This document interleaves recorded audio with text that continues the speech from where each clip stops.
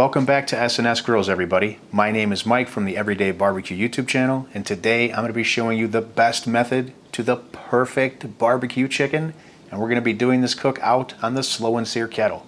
It's coming up right now.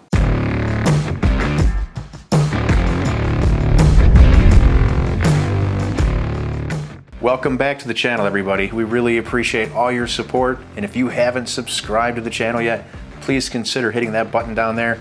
Now, let me get right into this recipe with you and show you how to make the perfect barbecue chicken. I'm starting here with a fresh, never frozen chicken. Now, there's several different methods to cooking chicken out on the grill, but there's one foolproof way that you know you're going to get a juicy bird and even cooking throughout. That's called the Spatchcock method, and that's the method we're going to be using today. So I'm going to show you exactly how to prepare this. It's very simple, and I'll have all the details down in the description just in case you want to use those for reference. So we'll start by flipping this bird over, and we're going to be removing this backbone. So just feel along the sides. You'll kind of see where that is, and grab yourself a set of kitchen shears, and we're going to go ahead and cut this out. We're going to start here at the bottom. Just want to go ahead and cut all the way up that side. Now the other side.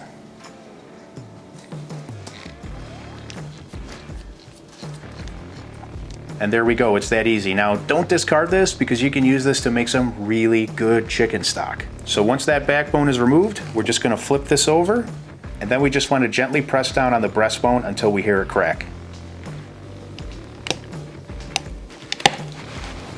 Now you can see once you crack that breastbone, you can see just how flat this bird lays. Flattening this bird is going to assure even cooking and extremely juicy results. Next, we just want to remove these wing tips. Typically, these are just going to burn during the cook. So we're just going to go ahead and remove them now. Now we're going to be doing a dry salt brine on this chicken overnight, which is why I'm starting the night before. So the next step is to apply some coarse kosher salt to this bird on all surfaces.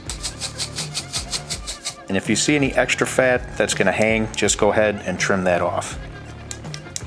Now there is a salt meat equation here that you can use, which is just half a teaspoon of salt per pound, but I like to just eyeball this and cover this in salt like I would anything else that I'm seasoning. And there we go. Now we're going to transfer this onto a rack. So the first part of the prep is over. Now what this dry salt brine does is that this salt is going to draw moisture out of the meat, and then it's all going to soak back into the meat overnight, which will denature the proteins, help tenderize, and add a lot of flavor to the end result. It's also going to dry up the skin a little bit on the outside, which is going to help us achieve that crispy skin that we're all looking for with barbecue chicken. So the next step for me is just to get this into the fridge, just like this, uncovered, to let that process take place. Then I'll take this out in the morning, and I will see you then.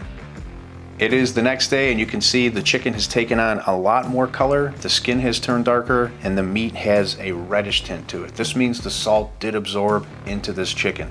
Now we're ready to go ahead and season this up. For our rub today, I'll be using a combination of our Not Just for Beef rub and our Rockies rub. I love the flavor combination of both of these rubs, and they're perfect for this because we did a dry salt brine. Those rubs do not contain any salt, so we can be very generous with them. I'm going to start by seasoning this underside. That way we won't have to worry about retouching up the top. By the way, I will leave an alternate rub recipe below for you in case you'd like to try that as well. And we're going to hit this top side. And there we go. This bird is ready for the Slow N Sear kettle. Now let's get outside and I'll show you exactly how we're going to set it up for today's cook. Okay, so we are out here at the Slow N Sear kettle. I just want to show you how we're going to get this set up. I'm starting with a half a chimney worth of unlit coals in the Slow N Sear. I am preheating the other half right now as we speak, and we're going to be dumping that on top of these unlit coals as soon as they're ready.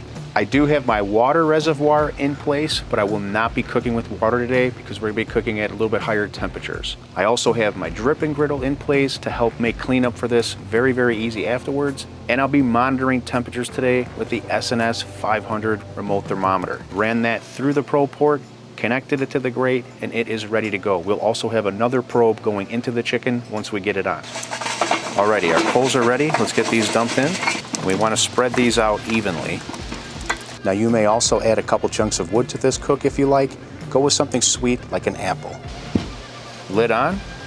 Now we just want to open the top and bottom vent wide open. Give this a few minutes to preheat.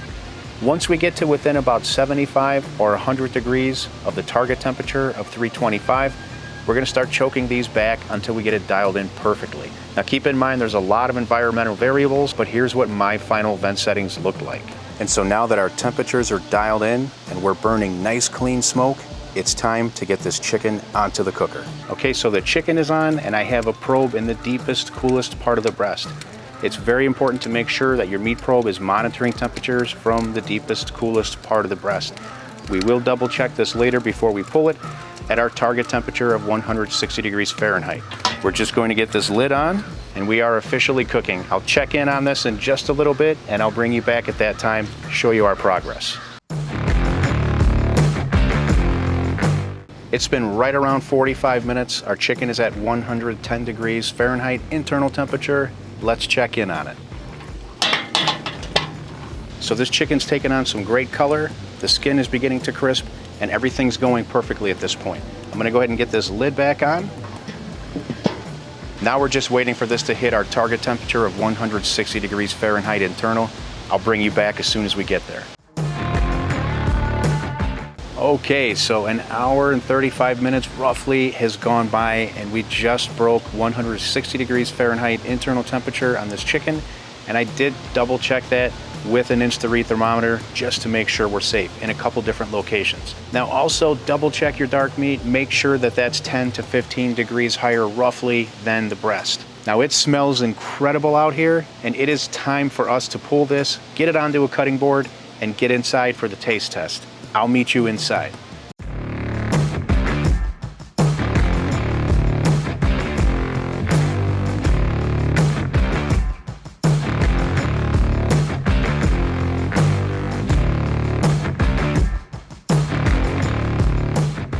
So I let this rest just a few minutes, just long enough for it to cool enough for me to go ahead and cut into it and handle it.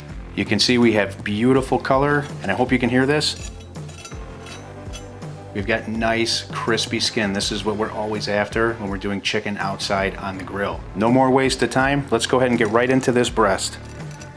You can see how juicy this is. This is just oozing everywhere. Good thing for juice grooves on cutting boards.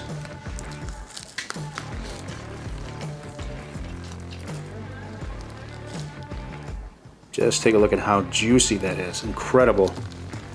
And this skin, nice and crispy. Right through that skin.